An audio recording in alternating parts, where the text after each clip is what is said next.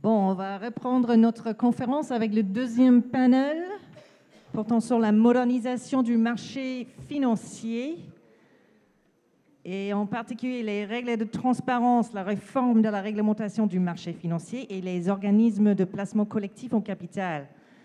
J'appelle notre modérateur, Maître Abdelatif Lamrani, un compatriote canadien. Nos panélistes, Tariq Masroui, juriste financier et spécialiste en droit financier. Dr Abdallah Benzakri, avocat spécialisé en droit du marché des capitaux. Maître Benoît de Montval, avocat associé chez DLA Piper. Et Mohamed Nasset, qui n'est pas juriste, mais on va l'accepter. Il manque un... Vous êtes 4? Ah oui, vous êtes 4.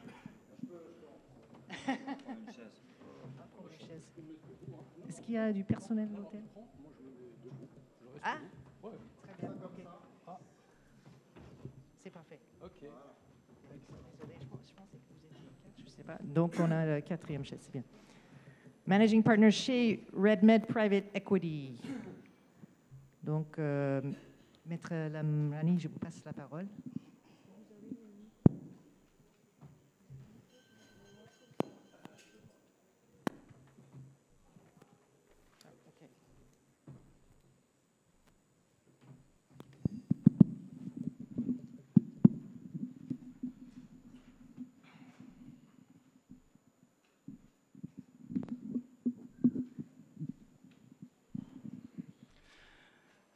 Alors, bonjour tout le monde. J'ai l'honneur de modérer ce deuxième panel qui va porter sur la modernisation du secteur financier au Maroc. Alors, nous avons un parterre de spécialistes de droit financier et de praticiens également. Alors, je vais faire rapidement un tour pour présenter les intervenants. Je commencerai par le professeur C'est Abdallah Benzakri. Alors, C'est Abdallah Benzakri est avocat au barreau de Paris et de Casablanca. Il a plusieurs anciennes vies dans la régulation des marchés de capitaux, puisqu'il a déjà fait partie de l'ancêtre de l'AMMC d'aujourd'hui, donc le CDVM. Et par conséquent, donc il connaît le marché des capitaux aussi bien au niveau de la supervision, la régulation donc de ce marché qu'à travers le conseil qu'il fait aujourd'hui à travers son cabinet Benzakri Law Firm. Il est également professeur de droit financier depuis de longues années. Alors, nous avons également c'est Tariq.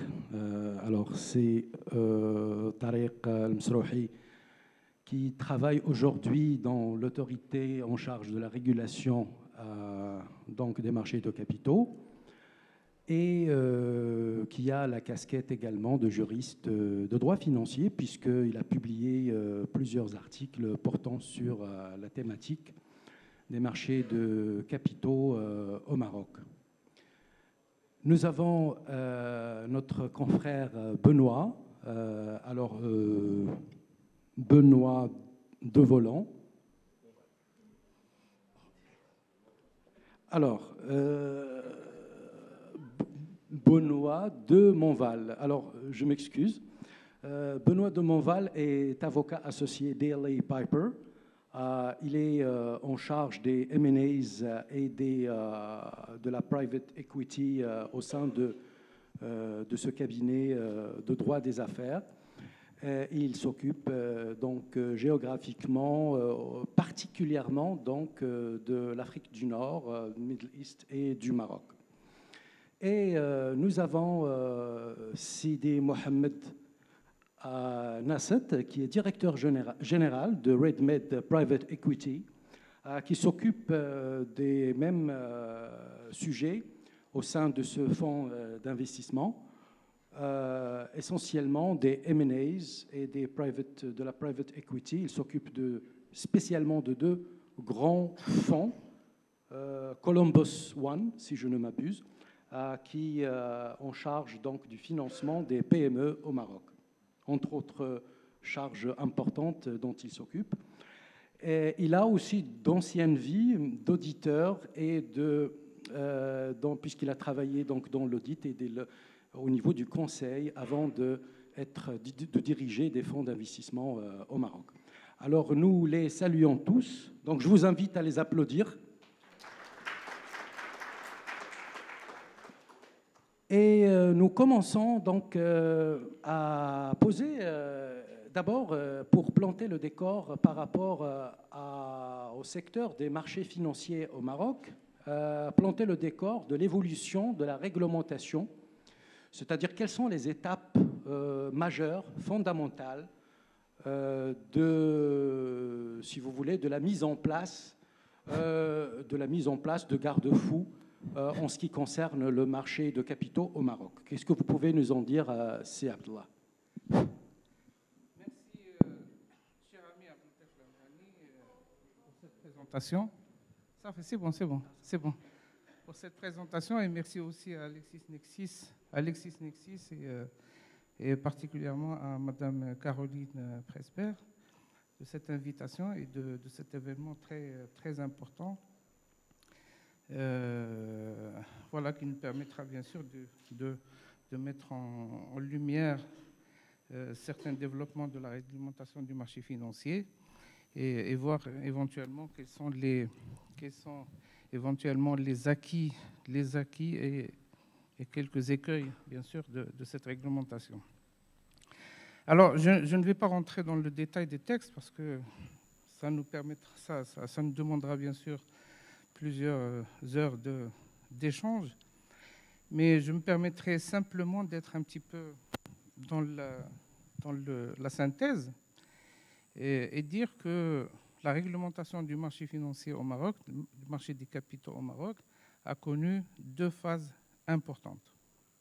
Donc la première phase, elle commence en 1993, après la libéralisation de l'économie marocaine, et après les premières privatisations, bien sûr, et continue jusqu'à 1996-1998. Et donc, elle a coïncidé, cette période, elle a coïncidé avec une euphorie importante sur le marché financier et surtout sur le marché boursier, avec les premières privatisations et la montée très importante du marché actions. Alors, cette phase donc, elle a connu l'adoption d'un certain nombre de textes fondateurs. Et cette phase, bien sûr, je la considère comme une phase fondatrice. Les textes fondateurs, ce sont d'abord le texte sur le CDVM et l'information exigée des marchés, des investisseurs, l'information exigée des investisseurs qui font appel public à l'épargne. Donc c'est le texte 1.93, le DAER portant loi 1.93/212, je pense, 212.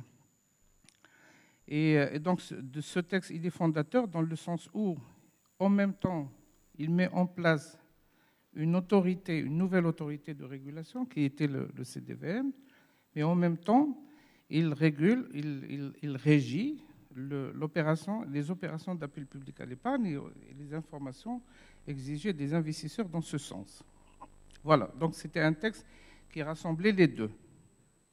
Le deuxième texte fondateur, c'est le texte sur la bourse des valeurs. La bourse des valeurs, c'est le DAER portant loi 1.93/211 qui a instauré les conditions de la cotation sur le marché secondaire des valeurs mobilières émises sur le marché primaire par appel public à l'épargne. Le troisième texte aussi, c'est le DAER portant loi 1.93/213 relatif aux organismes de placement collectif en valeurs mobilières et les OPCVM. Après, nous avons en 15, je pense, en 95, donc il y a eu l'adoption de la loi 35-94 relative au titre de créance négociable, donc la loi sur les TCN. En 96, l'adoption de la loi importante, très importante, 35-96, relative à la création du dépositaire central, Maroc-Tir, et l'instauration du régime de la dématérialisation des titres. Alors, qu'est-ce qui distingue cette période? Alors, l'importance de cette phase, elle réside dans le fait qu'elle avait bien encadré et accompagné l'euphorie du marché qui a prévalu en 1993. Et donc, suite à la libéralisation, bien sûr, de l'économie, il fallait donc un cadre légal, il fallait des institutions, une autorité de régulation, il fallait une société de gestion de la bourse de Casablanca, il fallait aussi un dépositaire central pour la conservation des titres et pour permettre justement la négociation des titres entre les acheteurs et vendeurs, entre les investisseurs. Alors, la deuxième phase, que j'appelle une phase intermédiaire, c'est la phase qui débute en 2004, au terme d'une période d'agonie du marché, parce qu'on sait que le marché boursier a connu une stagnation importante à partir de 1999-2000 jusqu'à 2004-2005. Et donc, en 2004, il y a eu quelques retouches qui ont été faites à quelques textes fondateurs, surtout le texte sur le CDVM, mais aussi l'adoption d'une loi importante sur les pensions des titres, et une autre loi sur les offres publiques, la loi 2603 sur les offres publiques, et aussi en 1998, la loi 3306 relative à la titrisation des créances, qui a réformé le régime déjà mis en place en 1998, ainsi que la loi 4512 relative au prêt de titres sur le marché boursier, dans une dynamique, bien sûr, et dans une logique de liquidité du marché, ou d'assurer une liquidité plus importante au marché, dans le marché pour les investisseurs. Alors, la particularité de cette phase réside dans le fait qu'elle a en quelque sorte précédé la deuxième vague d'euphorie du marché action, après quelques années d'agonie, comme on a dit tout à l'heure. Une troisième phase que j'appelle de grandes réformes et qui commence à partir de 2013 et qui continue jusqu'à aujourd'hui. Et par l'adoption de textes très, très importants, surtout en 2013, la loi 4312 qui crée la MMC, elle a d'autres de pouvoirs importants en matière de supervision, de contrôle et de sanctions, et élargit le champ de son intervention sur les instruments financiers, sur de nouveaux instruments financiers et sur tous les opérateurs du marché. Alors, en janvier 2013 aussi, il y a eu l'adoption de la loi 4412 sur l'appel public à l'épargne, qui marque une nette séparation entre les dispositions relatives à l'autorité du marché, parce que, comme j'ai dit tout à l'heure, donc il y a le DAER portant loi 193-212, il rassemblait en même temps l'autorité du marché et l'appel public à l'épargne. Donc maintenant, nous avons deux lois séparées. Donc nous avons la loi qui concerne l'AMMC, l'autorité du marché, avec toutes ses prérogatives de supervision, de contrôle, de sanctions, etc. Et nous avons une autre loi séparée qui ne traite que de l'appel public à l'épargne,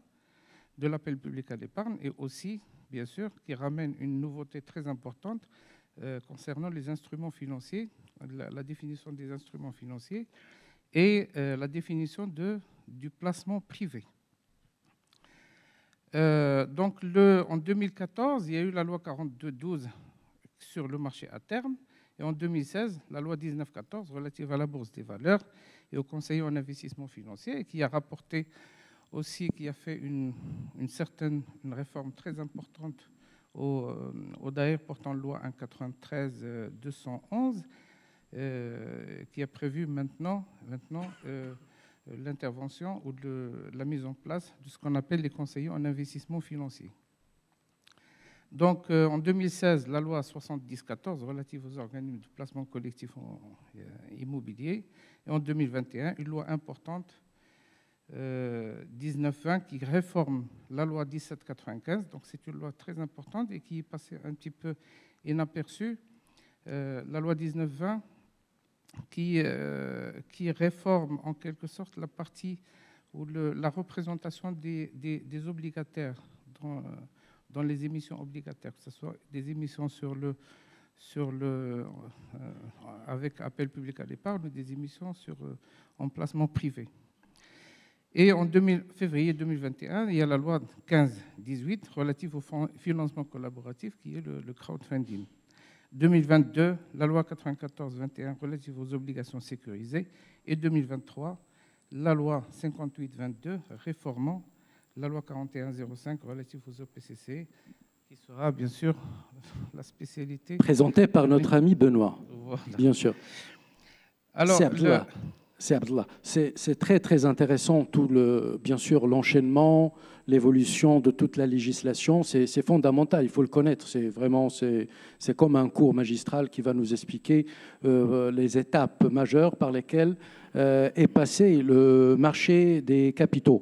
Mais on sait que le public, ce sont des juristes essentiellement, donc ils connaissent les particularismes de ce droit financier, etc. Mais la plupart du temps, ça a un aspect hermétique, assez obscur, même pour les juristes. C'est-à-dire, est-ce que vous pouvez d'abord nous distinguer un certain nombre de concepts fondamentaux? C'est-à-dire, de quoi parle-t-on lorsqu'on dit marché de capitaux et marché financier? Est-ce qu'ils se confondent? Et comment faire pour en extraire un certain nombre de marchés qui doivent en être extraits, comme le marché monétaire, le marché spécifiquement bancaire, un marché intermédiaire, un marché non intermédiaire, dont on avait discuté la dernière fois, et puis les instruments financiers les plus importants, c'est-à-dire les obligations et les actions. Alors, la différence entre marché des capitaux et marché financier, c'est que le marché financier, c'est une notion plus globale. Donc, elle englobe aussi bien le marché des capitaux que le marché bancaire, monétaire, etc. Donc, alors ça d'une part. D'autre part, pour les instruments financiers, j'en ai parlé tout à l'heure dans ma présentation, on sait actuellement que avec la loi 44-12, on est plus dans une logique plus globale d'instruments financiers que dans une logique de valeur mobilière, parce que les premières lois, et surtout la loi sur la bourse des valeurs, la première loi sur la bourse des valeurs, le DAER 1-93-211, il définit les valeurs mobilières et il s'aligne bien sûr aux dispositions de la loi 1795 relative aux valeurs mobilières. Alors maintenant, le législateur financier, il s'est démarqué un petit peu de la notion de valeur mobilière et il va directement, en élargissant le champ pour les investisseurs et des produits financiers, et prévoit bien sûr les instruments financiers qui comprennent bien sûr les valeurs mobilières. Donc les valeurs mobilières sont les titres de capital et les titres de créance, mais aussi il met en place un certain nombre d'instruments comme les parts d'OPCC, les parts d'OPCI, les instruments financiers à terme, etc. Et ça, je pense que c'est une avancée très très importante par rapport à ça.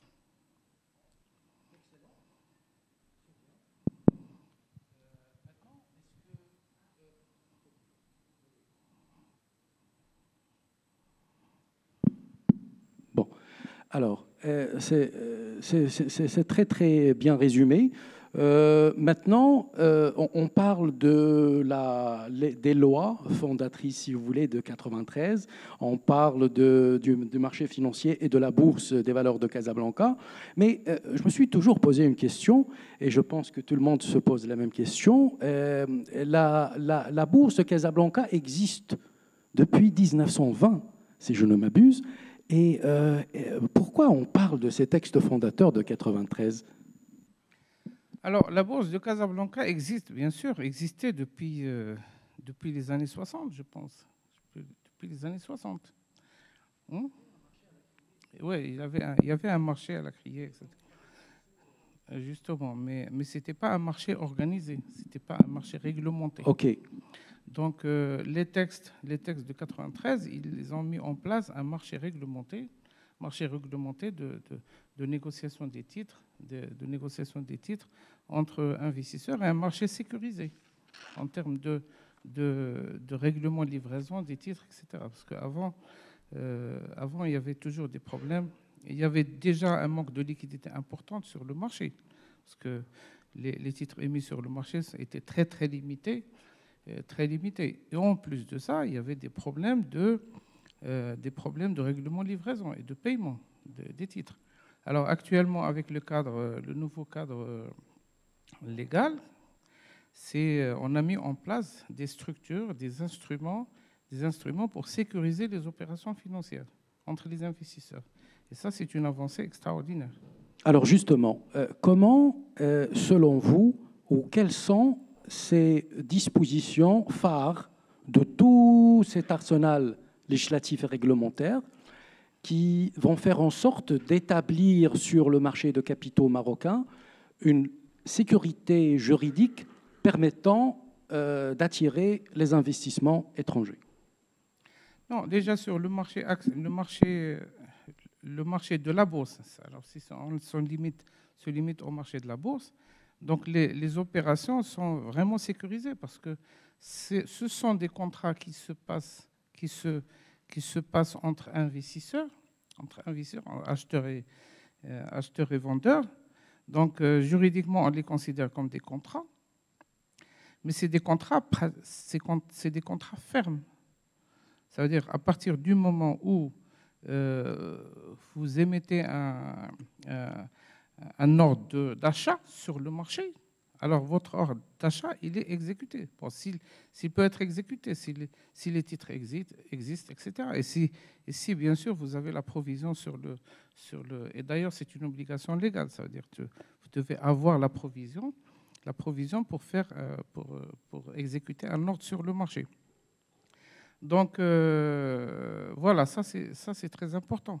Et en termes de règlement de livraison, parce que nous avons Maroclear qui joue un rôle très, très important, parce que à partir du moment où vous émettez un ordre d'achat ou un ordre de vente, donc le circuit est lancé, le contrat commence à être exécuté entre les parties. Donc, il n'y a pas un retour en arrière. Et Maroclear, il joue un rôle pour justement pour la finalisation de cette opération, pour que le vendeur reçoive son argent, bien sûr, et que l'acheteur reçoive ses titres. Règlement de livraison, bien sûr. Voilà. Et quels sont, selon vous, pas les écueils, mais les insuffisances dans certains aspects, c'est-à-dire tout à l'heure on avait parlé de la liberté d'entreprendre, c'est-à-dire de la créativité au niveau des entreprises et l'entrepreneurship. Quels sont selon vous au niveau de cette législation qui a permis de sécuriser ce marché, mais qui pourrait être contre-productif sur le plan, c'est-à-dire elle va finalement être un carcan au niveau de l'investissement. Je parle des montages juridico-financiers d'un certain nombre de placements que l'on ne peut pas faire. Est-ce que, par exemple, la définition juridique de l'obligation et la définition juridique des titres, le titre de créance que sont les obligations, et la définition juridique des actions. Qu'est-ce que vous pouvez nous en dire? Alors, la définition juridique donc, des actions, les actions, ce sont des titres de capitaux, de capital qui... moi, je dis souvent sur le plan juridique, c'est l'action et surtout, ce n'est pas un titre de propriété, mais c'est un titre de créance sur l'émetteur. C'est un titre de créance sur l'émetteur et qui permet bien sûr aux détenteurs de ce titre d'avoir un certain nombre de droits, y compris et surtout le droit pécuniaire et des droits politiques pour participer aux différentes assemblées, etc., et défendre ces droits au sein des instances de l'émetteur. Voilà, les obligations, ce sont des titres de créance, justement, des titres de créance en bonne et due forme, c'est-à-dire il y a aussi le développement d'un certain nombre de pratiques au niveau des émissions obligataires. Ce sont par exemple, la mise en place ou l'émission de certaines obligations subordonnées, comme on les appelle subordonnées, de long terme, etc. Alors, au niveau des écueils, parce que vous m'avez posé une question. Juste une dernière phase. On me fait signe qu'il faudrait passer la parole à l'autre intervenant. Alors, je vais parler le temps est redoutable. Oui, je vais parler un petit peu. Je vais prendre la casquette avocat, avocat contentieux. Ce que je remarque, justement, et c'est une remarque qui saute aux yeux, c'est que nous n'avons pas de contentieux qui concerne le marché financier. Ça, je trouve que c'est une remarque très, très importante à laquelle il faudrait faire attention, il faudrait en attirer l'attention parce que ni contentieux administratif, ni contentieux commercial. Donc, on a eu quelques affaires très, très rares sur le marché et généralement tout différent où litige passe par la voie de la conciliation et la médiation. Très Donc, bien. Il n'y a pas de contentieux, pratiquement de contentieux sur le marché. Alors que généralement, en principe, on a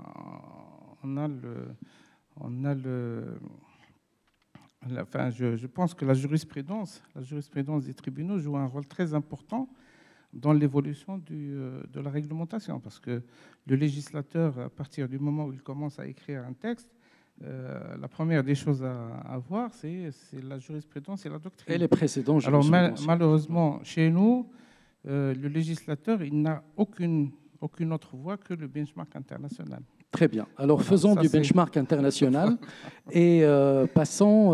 Merci beaucoup aussi, Abdallah, pour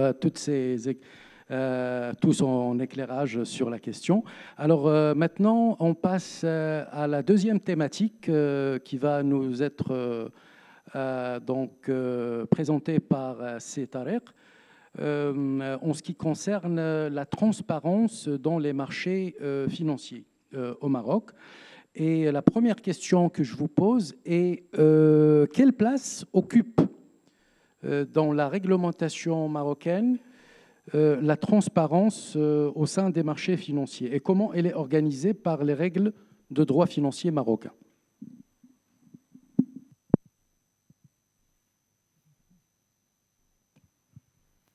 Maintenant, c'est bon. Merci, M. Abdeltaïf, pour cette question. D'abord, je tiens à ajouter une petite précision par rapport à la question que vous avez posée concernant la Bourse des valeurs de Casablanca. Effectivement, c'est une entité qui existait depuis les années 20, mais au début, ça portait le nom d'office de cotation. Donc, le mot office mettait l'accent sur le caractère public de cette institution. Après, il a basculé dans le secteur privé. Actuellement, son capital est détenu par des banques et des compagnies d'assurance et l'État indirectement à travers la CDG. Deuxièmement, pour une deuxième précision, vous avez parlé d'obligations. En fait, il y a effectivement une nouvelle notion qui est consacrée par les textes. C'est les instruments financiers qui remplacent la notion de valeur mobilière. Et les obligations sont incluses dans un titre de créance négociable. Mais le mot lui-même, le mot obligation, n'est pas utilisé par la loi sur l'appel public à l'épargne. Pour avoir une idée sur les conditions d'émission des obligations, il faut se référer à la loi sur la SA, la loi 1795. Donc voilà, il faut toujours faire ce basculement entre la loi APE et la loi sur les sociétés anonymes. Donc directement maintenant, je vais répondre à votre question, plutôt la place qu'occupe la transparence des marchés financiers. Je ne vais pas revenir une deuxième fois sur la différence entre marché financier et marché des capitaux, parce que même parfois dans la pratique, on parle des marchés au pluriel, parfois au singulier, les marchés financiers, le marché financier. Donc, je vais parler d'une manière générale sans rentrer dans le détail des différences terminologiques qui pourraient exister entre les deux notions. La transparence, c'est une notion très importante pour renforcer la confiance sur le marché des capitaux, sur le marché financier. Mais en même temps, effectivement, c'est régi par des règles. On ne peut pas imaginer qu'il y ait transparence sans qu'il y ait des règles qui la consacrent, qui la protègent. Mais en même temps, c'est une mission qui est assignée par la loi elle-même, qui est assignée au régulateur du marché des capitaux, à savoir l'AMMC, que je pense que vous connaissez tous. Donc c'est une mission, vu l'importance de cette notion de transparence, le législateur l'a érigée en mission. L'AMMC a pour mission de préserver la transparence du marché des capitaux et en même temps, pour réaliser une mission encore plus importante, celle de la protection de l'épargne investie en instruments financiers. Donc, quand on parle de marché des capitaux, il y a une notion très importante qui revient à chaque fois, c'est les instruments financiers. Et c'est l'argent qui est investi en instruments financiers. Donc, toutes les personnes qui ont investi ou qui ont l'intention de le faire, investir leur argent dans des instruments financiers, méritent protection, avant même qu'ils commencent déjà leur investissement. Donc, il y a un préalable qu'on peut considérer comme un prérequis, un certain nombre d'informations qui sont disponibles pour tout le monde, pas uniquement pour les professionnels, pour que la décision d'investissement soit prise en connaissance de cause. Donc, pour faire simple, concrètement, cette transparence, cette valeur de transparence est réalisée par quoi? Tout simplement par des obligations d'information qui sont imposées à l'ensemble des acteurs professionnels qui sont sur le marché. Des obligations d'information qui peuvent, si on veut les appréhender sous un angle de droit commun. On dit que globalement, ces obligations d'information sont soit des obligations de faire, soit des obligations de ne pas faire. Les obligations de faire, c'est-à-dire d'imposer à un acteur du marché des capitaux de publier un certain nombre d'informations. Exemple, une société cotée, par exemple, a l'obligation de publier ses états de synthèse chaque année. En plus de ça, il a l'obligation de publier ce qu'on appelle les comptes semestriels. Donc là, c'est une obligation qui est liée à la transparence, mais en même temps, c'est une obligation de faire. À côté des obligations de faire, on peut trouver des obligations de ne pas faire. Un exemple, ce qu'on appelle les abus de marché. Effectivement, la notion d'abus de marché n'est pas utilisée par les textes, mais les infractions qui sont relatives existent bel et bien. C'est l'exemple des délits d'initié, de la manipulation de cours et de la diffusion d'informations fausses et trompeuses. Donc une société cotée, effectivement, d'une part, elle a l'obligation de diffuser des informations la concernant et concernant certaines opérations financières qu'elle réalise sur le marché, mais en même temps, il a l'obligation de s'interdire de diffuser des informations qui peuvent tromper les investisseurs.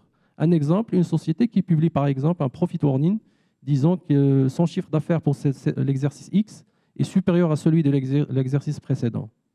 Une fois les états de synthèse publiés par la suite, si l'autorité découvre qu'il y a un décalage entre le profit warning publié précédemment et les états de synthèse qui retracent réellement la réalité de la situation financière de la société, cette société va avoir des problèmes avec l'autorité parce qu'il n'a pas respecté ses obligations d'information.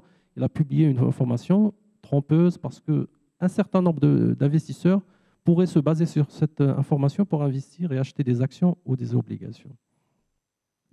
Donc voilà le premier. Est-ce que vous pouvez nous dire un mot au sein du fonctionnement, parce que vous êtes de la maison, de l'AMMC, au sein du fonctionnement, mais aussi sur la base des textes réglementaires, c'est-à-dire il y a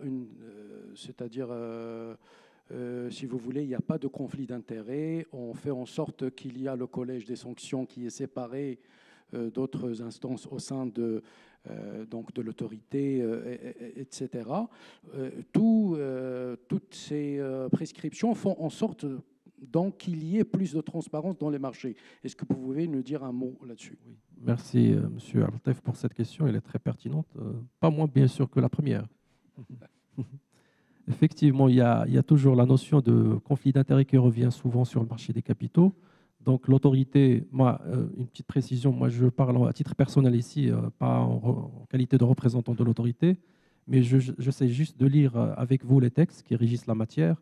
Donc l'autorité doit respecter un certain nombre de règles concernant les conflits d'intérêts pour plus de transparence, effectivement.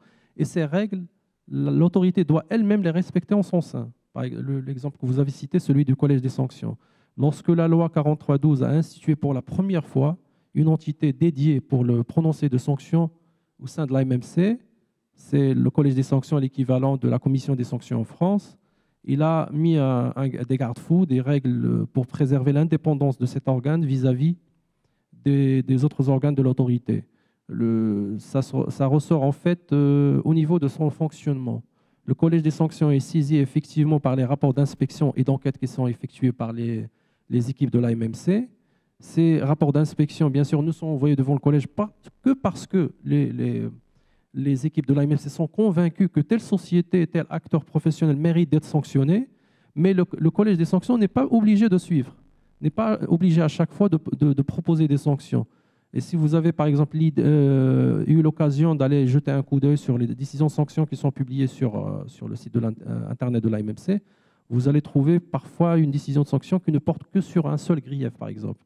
Ça ne veut pas dire que à la base, le dossier ne portait que sur un seul grief, mais que derrière, il y a eu des griefs qui ont été écartés par le Collège des sanctions, parce que selon lui, selon sa propre conviction, il a trouvé que ces manquements qui sont attribués à la personne concernée, soit il n'y a pas de base légale pour les sanctionner, soit les éléments de fait et de droit qui sont présentés ne sont pas suffisants.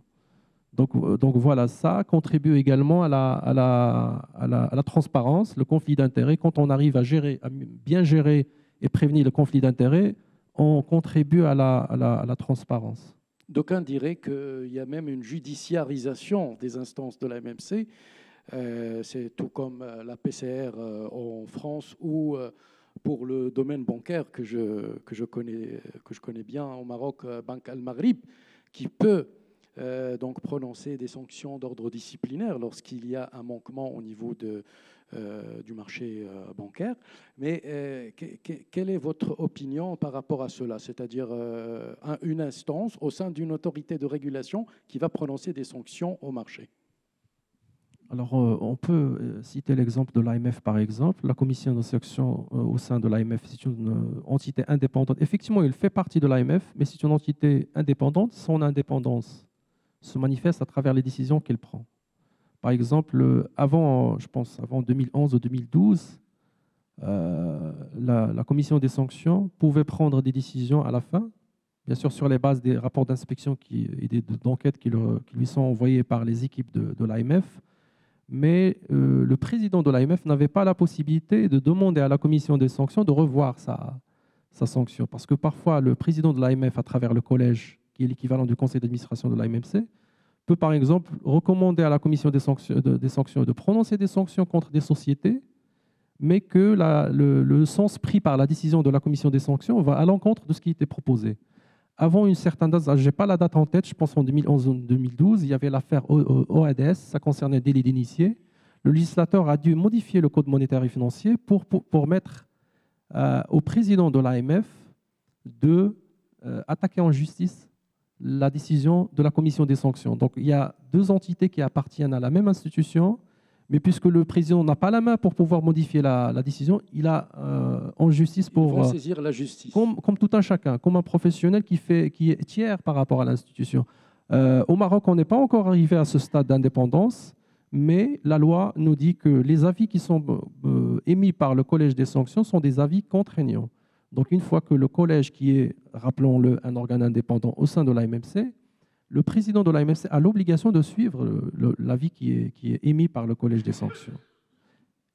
Et lorsque le collège constate qu'il y a commission d'une infraction, bien entendu, il y a saisine du ministère public pour engager des poursuites au titre de l'action publique. Oui, alors ça dépend de la nature des faits qui sont relevés. Si les faits sanctionnés sont de nature manquement, donc c'est l'autorité elle-même qui a le pouvoir pour sanctionner. Et la personne sanctionnée, bien sûr, parce qu'il y a les droits de la défense qui sont protégés et reconnus, la personne sanctionnée a la possibilité d'aller devant le juge administratif, puisque l'AMFC reste quand même une autorité administrative. Donc elle a la possibilité d'aller devant le juge administratif pour attaquer cette décision. Par contre, quand il s'agit de faits qui peuvent être qualifiés d'infraction, dans ce cas-là, l'AMFC ne peut que transmettre le dossier concerné aux autorités judiciaires pour qu'elles se prononcent elles-mêmes sur les faits qui sont transmis. Très bien, c'est très clair. Une question, quoique on a vraiment anticipé là-dessus. En fait, quels sont les acteurs du marché de capitaux au Maroc? D'accord. En un mot. En un mot, effectivement. Alors, c'est très simple. Les acteurs du marché financier sont au nombre de 4. Il y a d'abord le régulateur, donc on a cité l'AMFC tout à l'heure. Il y a ce qu'on appelle les intermédiaires. C'est à la fois les sociétés de bourse, les sociétés de gestion, les CIF. Ce sont des acteurs nouveaux qui viennent d'être reconnus par les textes. Les CIF, les conseillers en investissement financier. Il y a la société gestionnaire de la bourse de Casablanca. On doit faire très attention quand on parle de la bourse de Casablanca. On doit faire la distinction entre la société qui gère et le marché. La société qui gère, c'est Bourse de Casablanca, et le marché, c'est Bourse des valeurs de Casablanca. C'est comme en France, Euronext Paris SA, c'est la société qui gère, Euronext Paris, c'est le marché. Donc, société gestionnaire de la Bourse de Casablanca, c'est un intermédiaire sur le marché. Il y a le dépositaire central aussi. Il y a les gestionnaires de plateformes de négociation en prêt de titres. À côté des intermédiaires, vient en troisième partie les émetteurs d'instruments financiers. On entend par là pas uniquement les sociétés cotées en bourse. Actuellement, ils sont au nombre de 76. Il y a une traduction en bourse qui est en cours actuellement, donc ça va remonter le nombre à 77. Et en dernier lieu, les investisseurs. Les investisseurs sont des personnes qui méritent protection parce que ce sont le maillon faible de la chaîne des acteurs et des intervenants sur le marché. Et en même temps, même si ces personnes-là méritent protection, ils sont eux aussi soumis à des obligations d'information. Exemple type, c'est les déclarations de franchissement de seuil. Si par exemple j'achète moi des actions qui représentent plus de 5% des actions de Tissalat Maghrib par exemple, j'ai l'obligation de déclarer à l'AMMC, à la société concernée, que la part que je détiens actuellement dans le capital de cette société dépasse 5%. Pourquoi faire? Pour informer les autres investisseurs et les autres actionnaires de la société. Très, très intéressant et très clair. Je pense que votre intervention va susciter beaucoup d'interventions par la suite et beaucoup d'interrogations dans le public. J'espère que les questions ne seront pas difficiles. Non, vous serez capable d'y répondre puisque vous êtes un grand professionnel.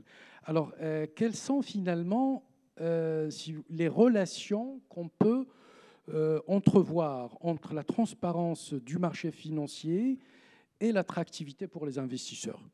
Question toute simple. Question aussi. toute simple, et j'essaye de répondre rapidement parce que je sais que je dois céder la parole à M. Benoît. Mais globalement, je vais revenir à la notion qui a été débattue tout à l'heure par M. le notaire, c'est la sécurité juridique. Quand on a affaire à un marché transparent, donc automatiquement, à l'avance, on connaît les règles pas forcément la plupart ou la totalité des règles, mais la majeure partie des règles, on peut en avoir une idée. À côté de cela, il y a l'AMMC qui a une nouvelle mission qui est consacrée par les nouveaux textes, l'article 43, plutôt la loi 43/12, la mission d'éducation financière. Donc c'est sur la base de cette mission, l'AMMC fait des campagnes pédagogiques pour informer, apprendre le droit financier aux étudiants, aux élèves. Donc cette mission d'éducation financière va permettre aux investisseurs de lire l'information financière et la comprendre. Donc ça rend l'information intelligible. Et là, ça contribue à la transparence et ça renforce également la confiance que les investisseurs peuvent avoir du marché financier et même les sanctions qui sont publiées. Donc, les investisseurs derrière, ils vont savoir que les personnes qui ne respectent pas les règles sont sanctionnées et qu'on va aller même plus loin en publiant ces sanctions. Ils sont toujours disponibles sur le site. Donc, on l'a compris, sensibilisation, vulgarisation, éducation financière. Et sanctions s'il le faut. Et sanctions s'il le faut. Donc, très, très important. Mais vous avez parlé de ce franchissement de seuil qui est autre chose par rapport à ce que je viserai par ma prochaine question. C'est, est-ce qu'il y a un seuil minimal pour intégrer le marché? En tant qu'investisseur? En tant qu'investisseur. Non. Par exemple, rien n'empêche, par exemple, moi, d'acheter une action, une seule action d'une société cotée, et je suis considéré par les textes comme investisseur qui mérite protection au même titre que les autres.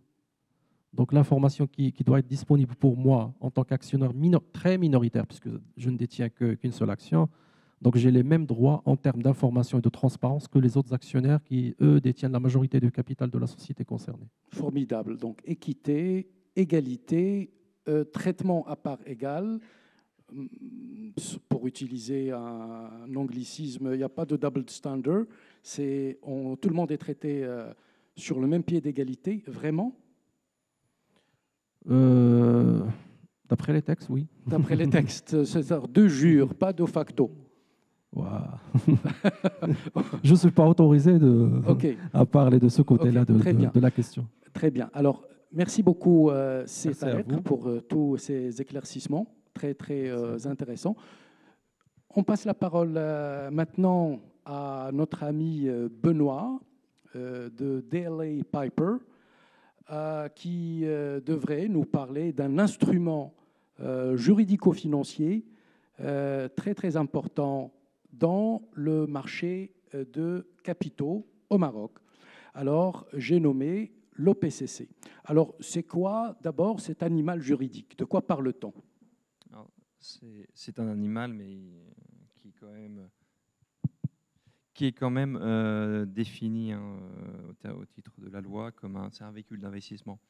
Un véhicule d'investissement à qui des investisseurs vont apporter des fonds afin que ce véhicule puisse investir dans des sociétés qui ne sont pas cotées. Donc voilà, ça c'est la définition de l'OPCC. Après, c'est évidemment une pierre angulaire de ce qu'on appelle le private equity au Maroc. Ça a été introduit, première phase, en 2006, avec la loi qu'on connaît tous, qui est la loi 4105. Cette loi, c'est vraiment le socle du private equity. C'est ce qui vient apporter le cadre légal au Maroc du private equity. Évidemment, le private equity n'a pas attendu la loi pour commencer, mais ça c'est venu bien déterminer ce cadre légal. Ce cadre légal a fait l'objet de plusieurs réformes, dont deux majeures. La première en 2016 ou 2015 sur une loi qui vient améliorer la loi 4105, notamment en élargissant le spectre de la loi, le champ d'intervention de ces OPCC. Avant, on avait un champ d'intervention des OPCC qui était limité du fait qu'ils ne pouvaient investir que dans des PME, au titre de la définition de la charte sur les PME. Donc 50%, c'était ce qu'on appelle l'affectation minimale, qui existe toujours, mais qui était très très limitée. Donc cette loi de 2015 vient supprimer cette obligation d'affectation minimale relativement à l'investissement dans les PME, vient donc élargir cette affectation minimale non seulement à la classe d'actifs que peut détenir un OPCC, mais également vient élargir le fait que les OPCC puissent également émettre des catégories de titres particuliers. On a également l'instauration de compartiments au sein même d'un OPCC. C'est-à-dire qu'on peut avoir des compartiments totalement séparés au sein d'un même OPCC. Donc, ce qui permet à un OPCC d'offrir à ses investisseurs une stratégie d'investissement, des placements différents. Donc ça, c'est très, très intéressant. Deuxième point de la réforme qui est également très, très important, c'est la place de la MMC. Parce qu'il faut qu'on ait un régulateur dont les attributions sont vraiment très fortes en termes de contrôle, en termes de sanctions, évidemment. On a redéfini les attributions de la MMC par rapport à l'agrément de la société de gestion, à l'agrément du règlement de gestion et de l'OPCC. Donc maintenant, la MMC est vraiment au cœur de ce système. Et après, on a également toute une série d'implémentations sur la loi elle-même qui va dans le sens de d'élever cette loi aux meilleurs standards internationaux.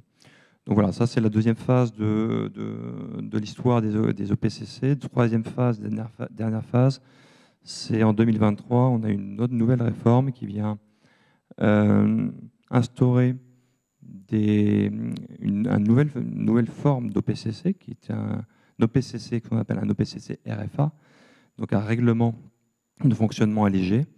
C'est un peu comme l'ASA et la SAS, c'est-à-dire qu'on a un OPCC qui maintenant est beaucoup plus flexible, qui n'est pas soumis par exemple à la règle de l'affectation minimale, donc ça donne des opportunités évidemment aux acteurs de ce secteur pour pouvoir on va en parler plus s'amuser. longuement tout à l'heure. Merci Benoît pour tous ces éclaircissements. Maintenant qu'on sait davantage ce que c'est qu'un OPCC, je passe, donc et là je m'adresse à Sidi Mohamed pour poser la question sur le fonctionnement concret d'un OPCC, c'est-à-dire quels sont les mécanismes qui président à ce fonctionnement au sein de l'organisme, donc l'OPCC. Bon, merci déjà de m'accueillir parmi vous. Je vais essayer de donner une vision un peu pratique, donc vous m'excuserez de ne pas avoir forcément tous le background et le langage juridique qui va avec. Globalement, un OPCC, c'est une mise en commun de moyens financiers, le plus souvent d'investisseurs avertis, c'est-à-dire qualifiés ou professionnels au sens de la loi, dans l'objectif de mettre en œuvre une stratégie d'investissement.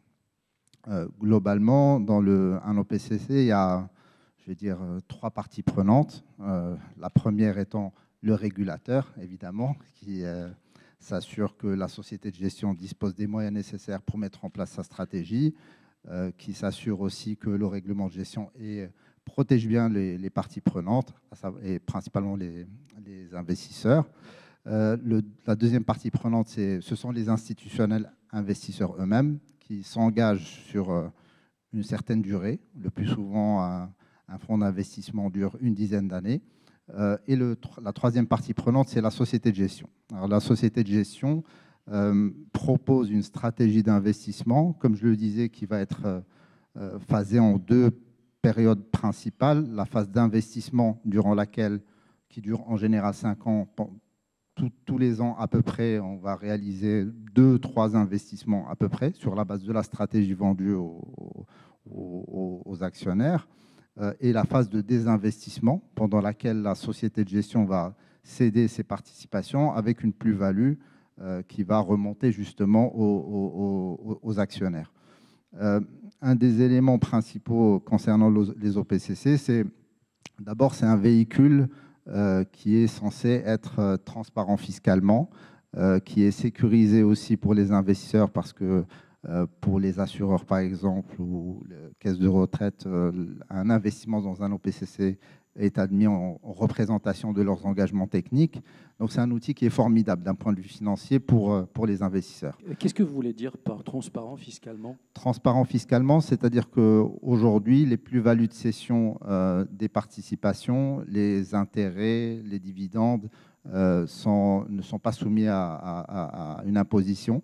L'objectif était évidemment d'encourager ces institutionnels à investir finalement dans l'actif sous-jacent qui est la PME, qui est le véritable moteur par ailleurs de toute économie.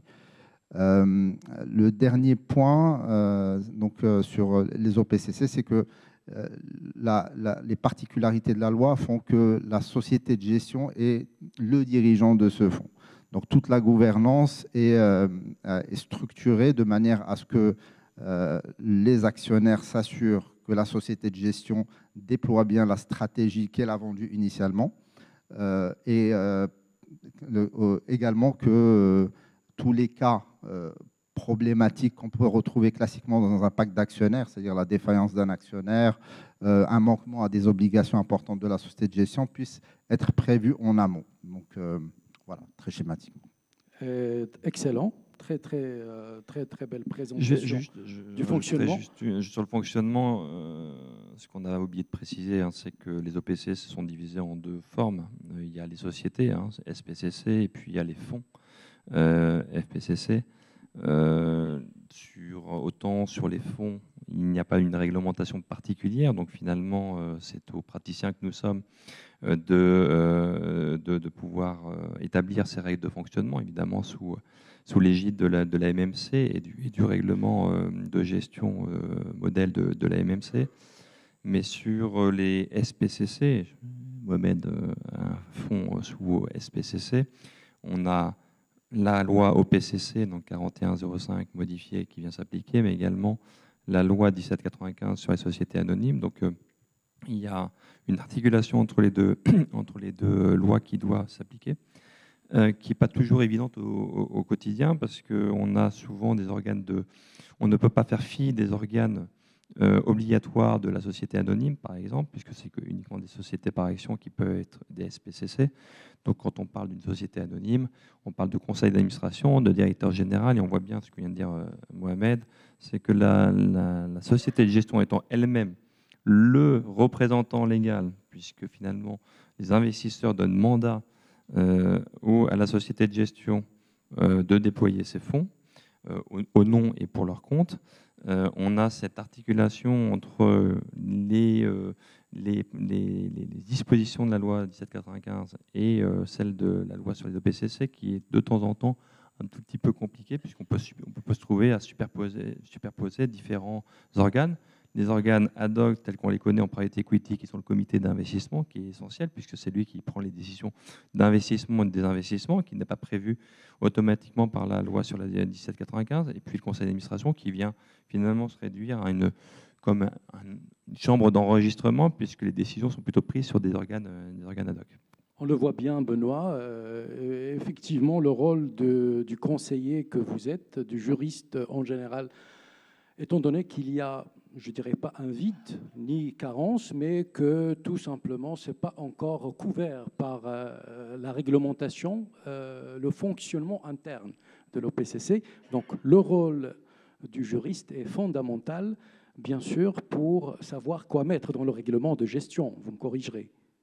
Oui, c'est le cœur du réacteur, hein, le règlement de gestion, c'est le document qui lie à la fois les investisseurs, la société de gestion. C'est au titre de ce document que la société de gestion finalement a un mandat de contracter et de représenter les investisseurs, d'agir au nom et pour leur compte.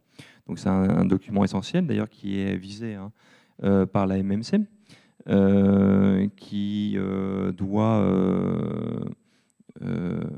répondre à la fois aux attentes commerciales des investisseurs en termes de distribution, par exemple, des revenus, hein, ce qu'on appelle la waterfall dans notre langage, la stratégie d'investissement, les opportunités d'investissement, mais d'un côté, il faut également protéger ces investisseurs avec tout ce qui concerne les conflits d'intérêts, qui concerne la responsabilité de la société de gestion, la révocation de la société de gestion. Donc, c'est un document clé, effectivement. Très bien. Bon, on va accélérer un peu la cadence et je passe à une question rapidement à Sidi Mohamed.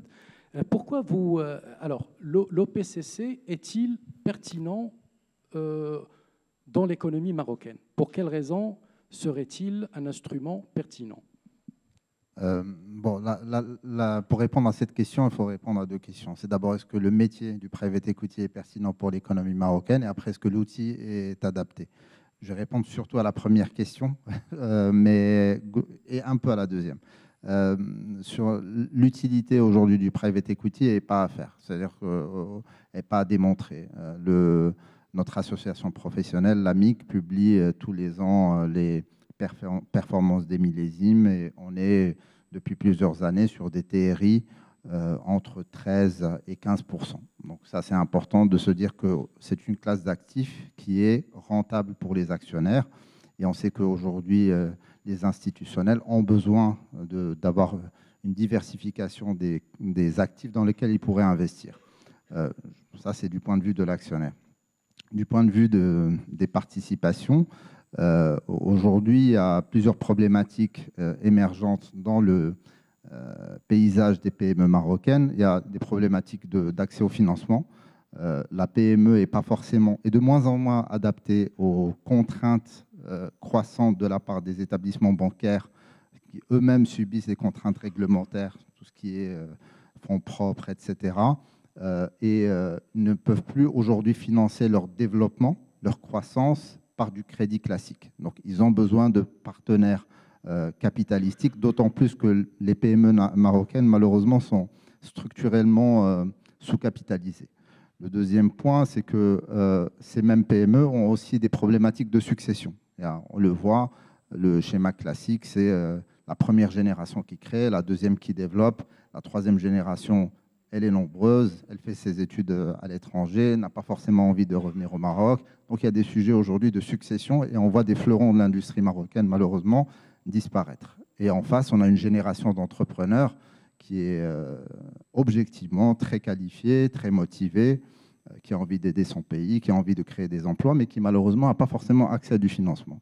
Donc le rôle du private equity, il est essentiel pour combler ce besoin, premièrement. Apporter du soutien aussi, c'est important, parce qu'aujourd'hui, les sociétés marocaines ont un défi de développement, mais un défi aussi d'institutionnalisation et de structuration. Le private equity est un vecteur justement pour mettre en place les bonnes gouvernances, arrêter de confondre le patrimoine personnel et le patrimoine de la société, mettre en place les bons organes, séparer, on va dire, les décisions clés et les répartir, enfin mettre en place toute une comitologie pour prendre les meilleures décisions. Donc tous ces éléments sont essentiels pour la pérennité de la PME.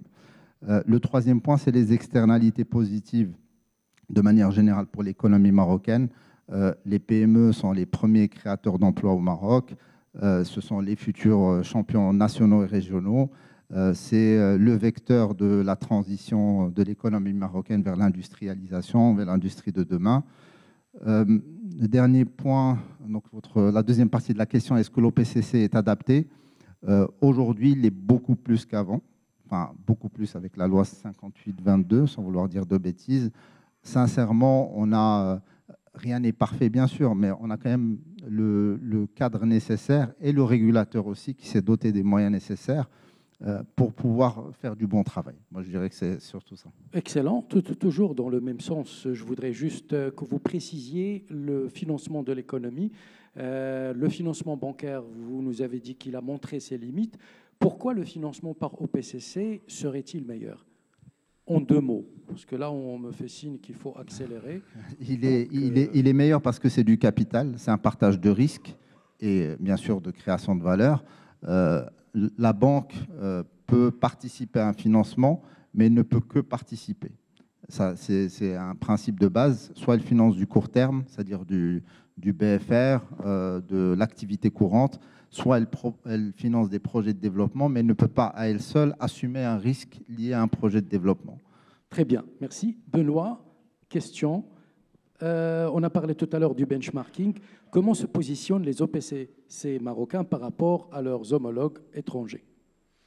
Voilà, ça dépend parce qu'il y a quand même plusieurs marchés. On ne va pas parler du marché US ou marché européen, mais nous, alors c'est marrant parce qu'on vient de faire un benchmark on a travaillé pour la RDC qui souhaite justement implémenter les fonds d'investissement, en tout cas faire une réforme sur les fonds d'investissement. Ils étaient très intéressés par ce qui se passait au Maroc, donc ils sont venus nous voir. Donc ça prouve que le marché marocain et notamment le cadre réglementaire marocain est vraiment quelque chose qui est en pointe. Ça va, avec Maurice, hein, j'allais dire, parce que Maurice est une place forte évidemment en termes de fonds d'investissement, puisque souvent les principaux fonds d'investissement viennent de Maurice ou de Luxembourg quand ils viennent faire leurs investissements en Afrique. Mais le Maroc, maintenant, on est vraiment au standard vraiment quasiment internationaux. Pourquoi? Parce qu'on a un cadre juridique clair, alors peut-être pas suffisamment complet, mais en tout cas qui est très clair, précis. On a un régulateur avec des attributions et qui fait son travail. Et puis on a alors peut-être une initiative rapidement sur l'initiative du FM6, du fonds Mohamed VI pour l'investissement, qui booste évidemment cette industrie du private equity. Alors la toute dernière et ultime question par rapport au challenge auquel font face les OPCC, d'une part, et d'autre part, comment les juristes peuvent-ils accompagner et assister dans leur lancement et dans leur floraison, dans leur développement, les OPCC? Je laisserai la parole à Mohamed, mais je pense que un des challenges de l'OPCC par rapport, qui est un financement qui vient acquérir des participations minoritaires, c'est de faire en sorte de prouver, ou en tout cas de démontrer à une personne qui va ouvrir son capital qu'il est là pour l'accompagner dans le cadre de son développement. Souvent, notamment dans les PME, on a des difficultés à ouvrir son capital. On préfère un prêt bancaire parce que on ne touche pas au capital, ce qui est normal. Souvent, les PME sont détenues par des familles et l'ouverture d'un capital au Maroc est quelque chose, mais dans tous les pays, c'est quelque chose de toujours un tout petit peu compliqué. Donc, c'est vrai que pour les OPCC, pour les fonds d'investissement, certains, en tout cas, de temps en temps, ils n'ont pas forcément bonne presse parce qu'on estime qu'ils sont là uniquement pour du rendement, ce qui n'est vraiment pas tout à fait le cas. Pour les juristes, je pense qu'effectivement, qu'on soit côté cédant ou en tout cas fondateur ou côté fonds d'investissement, voilà, nous, on a un trait d'union entre justement l'investisseur et la cible.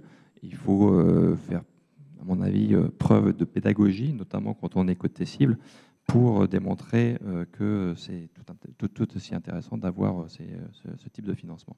Un tout dernier mot, Sidi Mohamed, pour ce fabuleux instrument. Voilà, je fais la liaison. Ce fabuleux instrument qu'est l'OPCC, qu'est-ce que vous pouvez nous en dire? Non, il y a encore quelques défis, bien sûr, qui sont d'ordre fiscal. Il y a certaines choses qui peuvent être améliorées, évidemment. Après, dans l'ensemble, c'est un outil qui est très performant. Et je m'adresse à vous, juristes, sur un point essentiel, c'est de faire de la pédagogie et préparer ces étapes d'après. Je pense que ce serait pas mal de dédiaboliser le métier et les fonds d'investissement, parce qu'il y a aussi toute une partie mythologie de ce que des banquiers agressifs, etc. Donc toutes ces histoires-là sont absolument fausses. Je dirais même pas révolues, elles n'ont jamais existé. En fait, fondamentalement, ça a toujours été un outil qui a beaucoup aidé les entrepreneurs et ça continue à l'être, encore plus de par la nature des actionnaires qui sont dans les fonds de private equity. Et deuxième point, c'est préparer les PME à l'accueil d'un fonds d'investissement, parce qu'il y a beaucoup de process qui échouent, malheureusement, parce qu'il n'y a pas de préparation en amont. Il y a un manque de formalisation, il y a un manque de mise en place des bons outils de gouvernance, il y a un manque de... Et je pense qu'aujourd'hui, le juriste a un rôle de proximité, de confiance auprès des entrepreneurs qui doit mettre justement au bénéfice de la pérennisation de ces sociétés en leur permettant d'être éligibles et de se préparer à l'accueil d'investisseurs en capital. Alors, on n'a plus de temps. Merci beaucoup, Sidi Mohamed. On n'a plus de temps, Caroline, c'est ça? Non, on n'a plus de temps, mais bon, il y a quelques questions. OK. Bon, est-ce qu'il y a des... Oui, OK.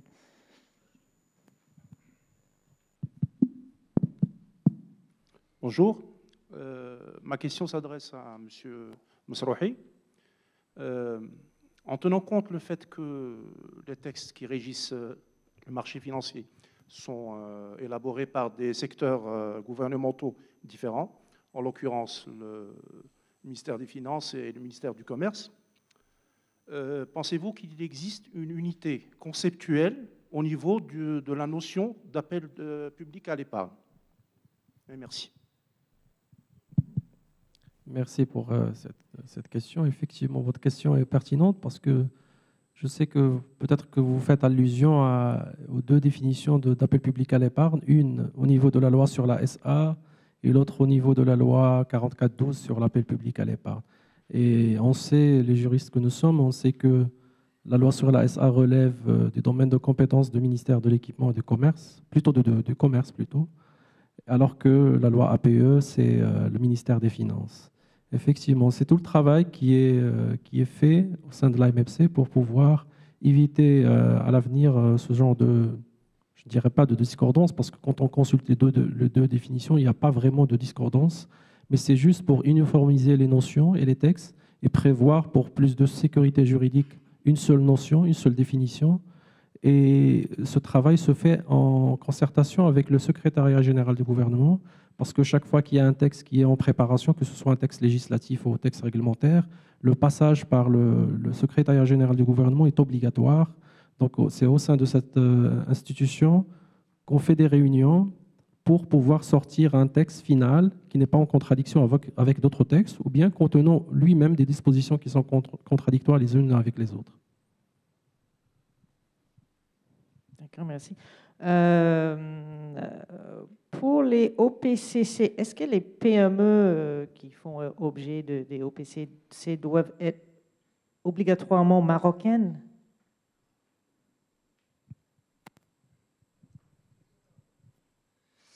Non, pas obligatoirement.